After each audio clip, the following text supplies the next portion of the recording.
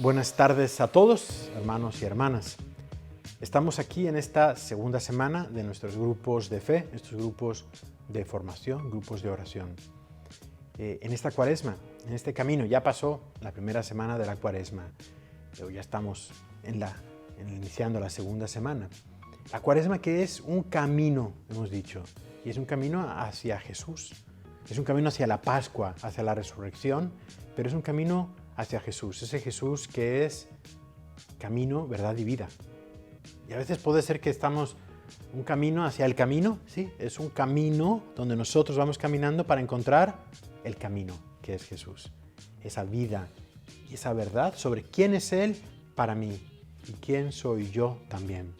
Y es por eso que en la cuaresma, cuando vamos profundizando en la oración, cuando vamos quizás haciendo algún sacrificio especial, cuando vamos preparando también quizás una confesión, todo eso nos va ayudando en este caminar y conocernos a nosotros mismos para encontrarnos con Jesús. La semana pasada, en la primera reunión que tuvimos, hablábamos de qué es un sínodo y qué es la sinodalidad, ese caminar juntos para escuchar al Espíritu Santo. En esta semana vamos a hablar precisamente sobre el Espíritu Santo y la Iglesia.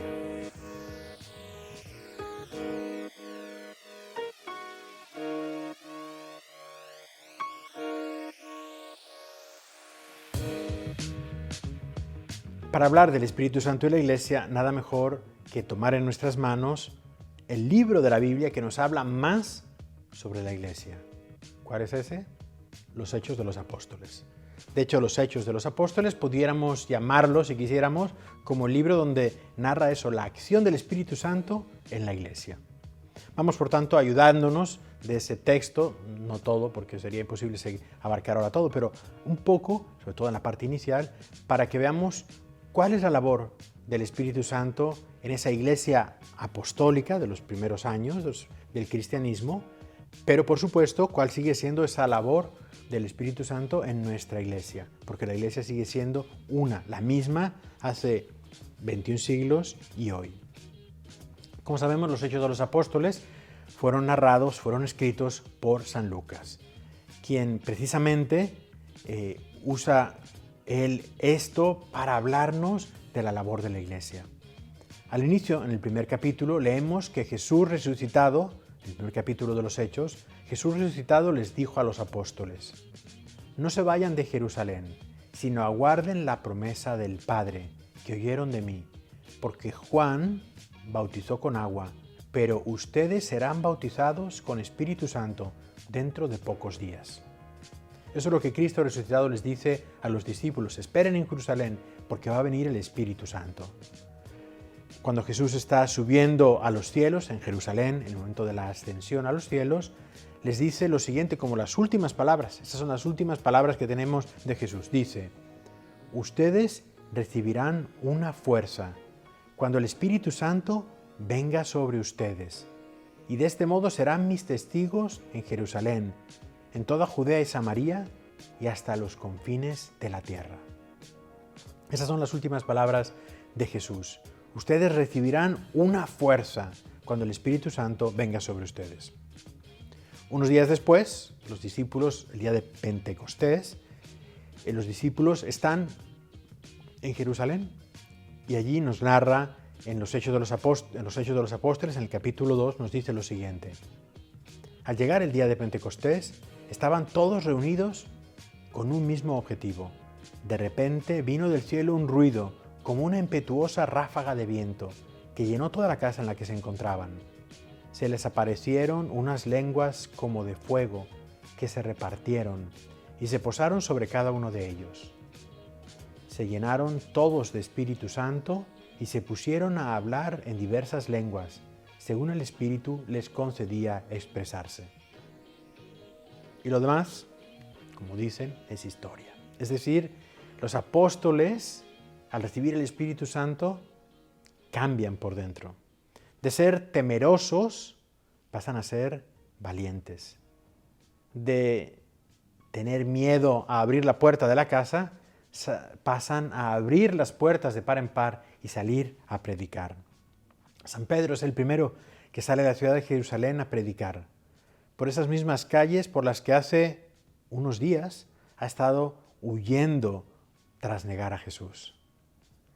Tras la primera predicación de Pedro, los que lo están escuchando preguntan, ¿qué tenemos que hacer? Y Pedro responde, conviértanse y recibirán el Espíritu Santo. Más adelante, los sacerdotes y fariseos interrogan a Pedro y a Juan sobre lo que está sucediendo en Jerusalén. Y nos dicen, los Hechos de los Apóstoles, que Pedro, lleno de Espíritu Santo, les responde.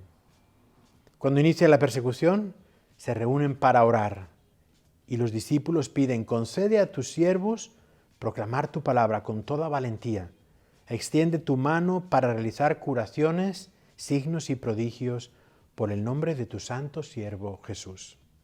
Acabada su oración, nos dicen los Hechos, retembló el lugar donde estaban reunidos y todos quedaron llenos del Espíritu Santo y proclamaban la verdad, la palabra de Dios con valentía. Y así fue. Con valentía proclaman la verdad, hacen señales, curan enfermos y viven como una comunidad en unidad. El Espíritu Santo les va guiando y llevando. Quiero leer otro texto más que nos hace entender ese Espíritu Santo en ese modo de guiar a la iglesia. Y es un texto que conocemos muy bien, lo encontramos en el capítulo 8 de los Hechos de los Apóstoles, el hecho del caso de Felipe y la conversión del eunuco. Nos cuenta que Felipe estaba en la ciudad, en Jerusalén, y de repente el Espíritu le dice, levántate y sal de camino hacia el sur. Y Felipe se pone a caminar hacia el sur. Y nos dice que allí encontró al ministro de la reina de Etiopía, de Candace, la reina de Etiopía. Y lo encuentra que va el carruaje y le dice el Espíritu, acércate y ponte junto a ese carro. Y Felipe se acerca y escucha que el eunuco va leyendo al profeta Isaías.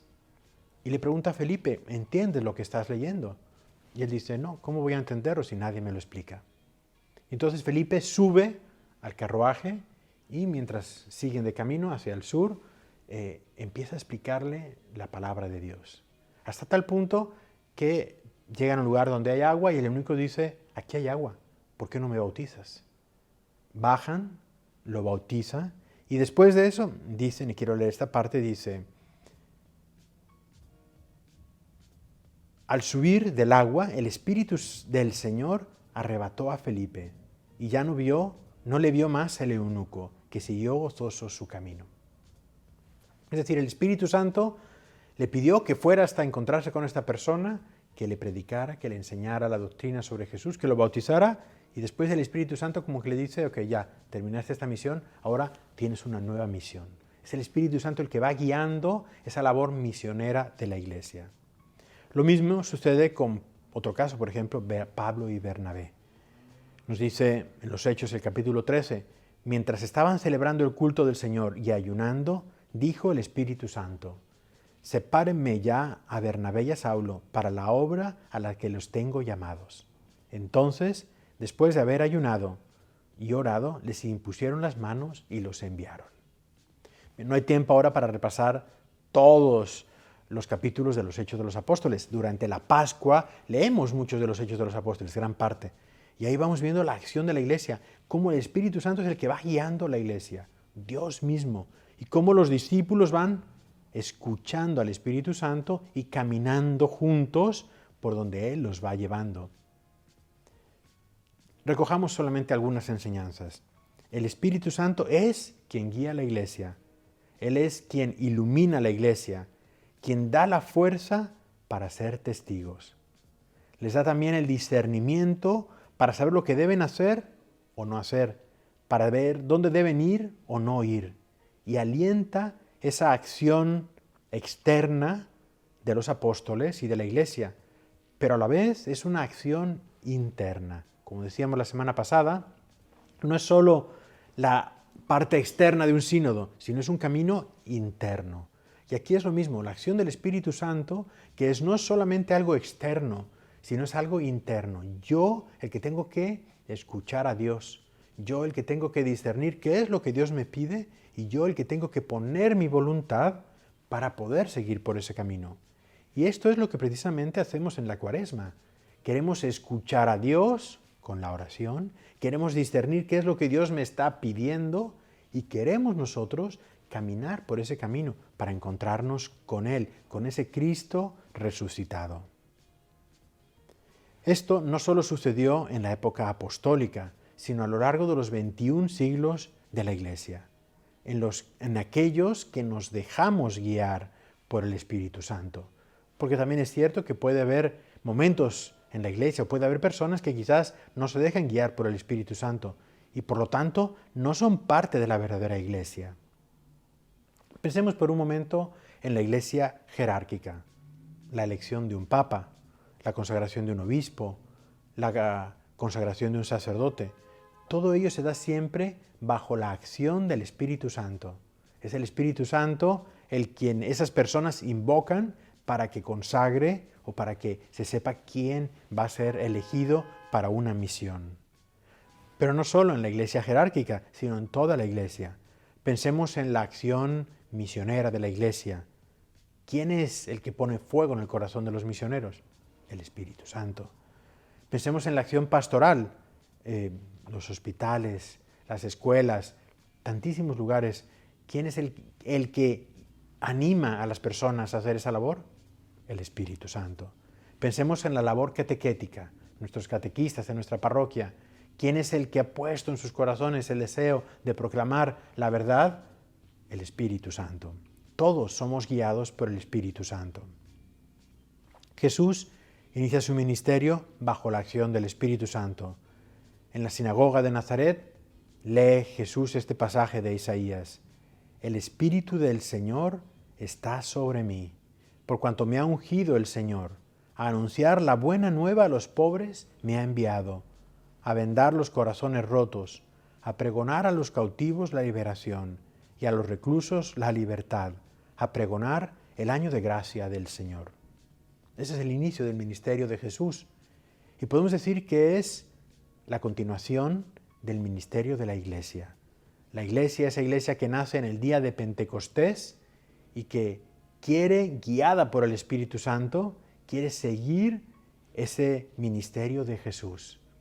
¿Qué es la Iglesia sino una continuación de la historia de salvación? Nosotros somos como Iglesia un sacramento de salvación que nace de ese corazón sangrante de Jesús en el Viernes Santo, para el que nos estamos preparando en esta Cuaresma. La Iglesia necesita del Espíritu Santo. Nosotros, cada uno de nosotros como miembros de la Iglesia, necesitamos del Espíritu Santo.